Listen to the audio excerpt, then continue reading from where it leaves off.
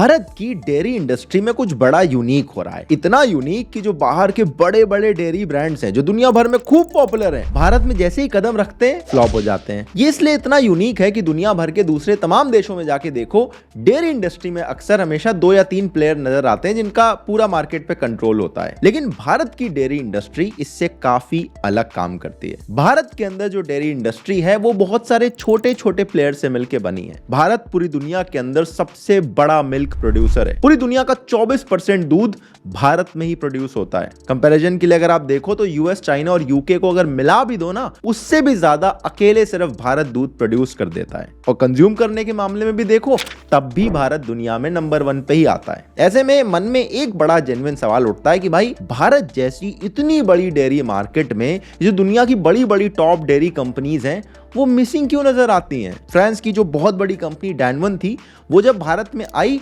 सिर्फ 10 साल के अंदर अंदर उनके पूरे बिजनेस पे ताला लग गया। तो ऐसा क्या खास है भारत की डेयरी इंडस्ट्री में? बस इसी सवाल पर आज थोड़ा सा डीप डाइव करते हैं। ये टॉपिक इंटरेस्टिंग तो है ही, साथ साथ इंफॉर्मेटिव भी होगा। तो भैया, देखने के बाद शेयर जरूर कर देना और जरा सब्सक्राइब वगैरह भी कर लो, हमारे भी जरा 500 के सब्सक्राइबर हो जाएं। You know who's got milk?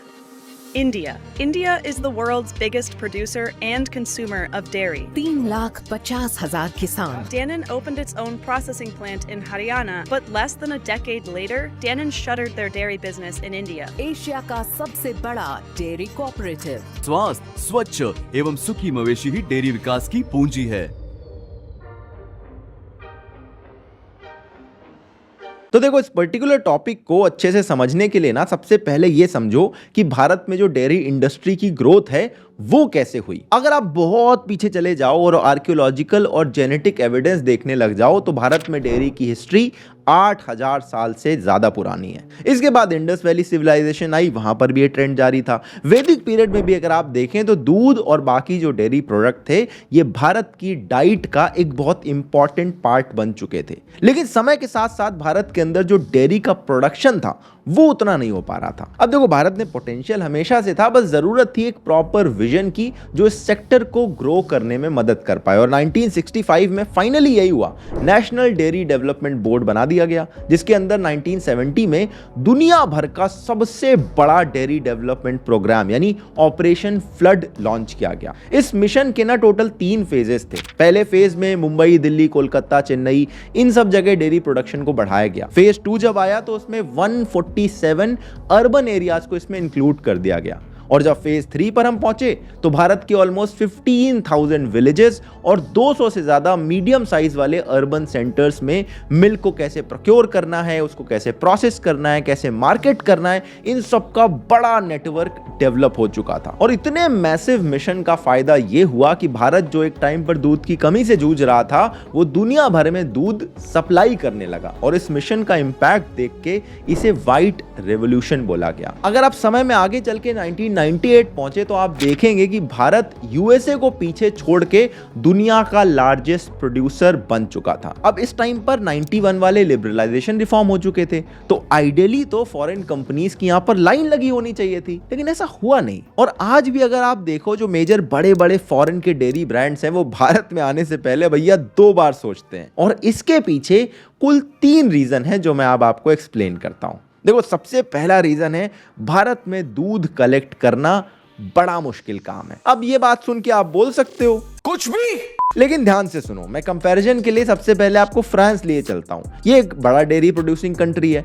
France में अगर आप देखोगे, टोटल 60,000 के आसपास डेयरी फार्म्स मौजूद हैं और ऑन एन एवरेज एक फार्म पे 60 डेयरी काउज प्रेजेंट रहती हैं। अब थोड़ा अमेरिका देख लो, ये भी बड़ा डेयरी प्रोड्यूसिंग कंट्री है।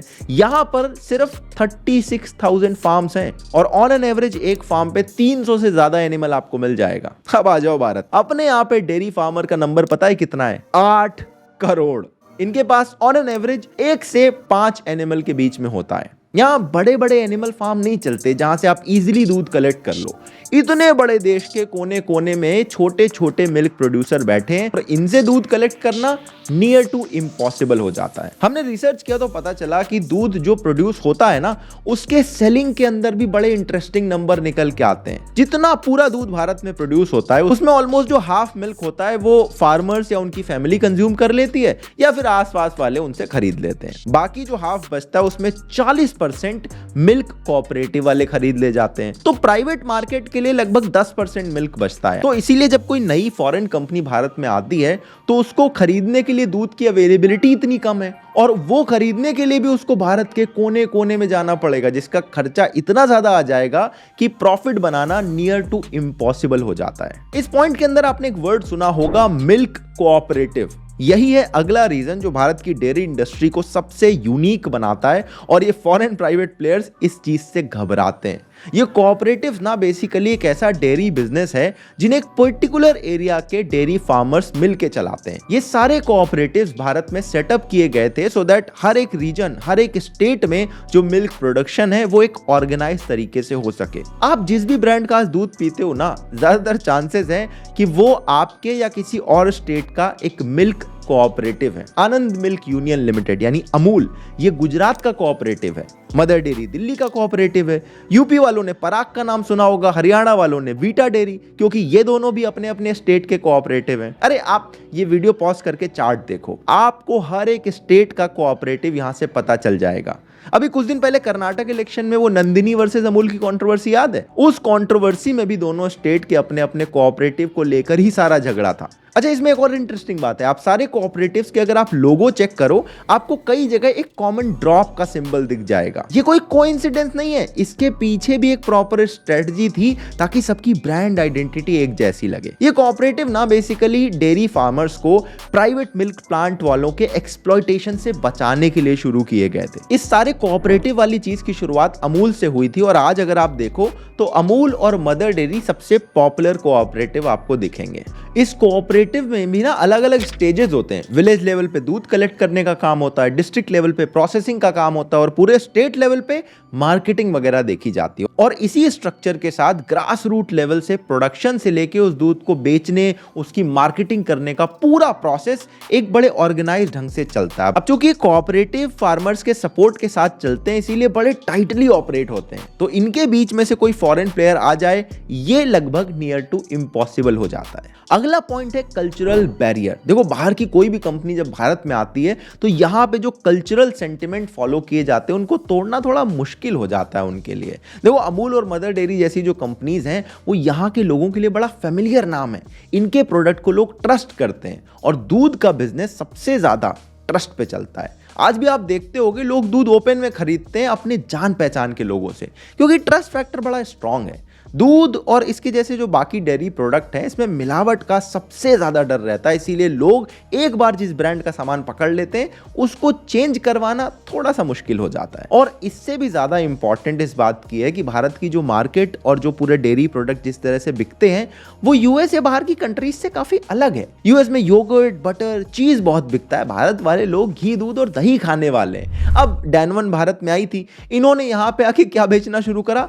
फ्लेवर्ड योगर्ट, क्योंकि जो लिक्विड मिल्क होता है उसमें मार्जिन सबसे कम होता है। तो डैनवन को लगा कि हाई मार्जिन प्रोडक्ट बेचेंगे, बढ़िया पैसा कमाएंगे।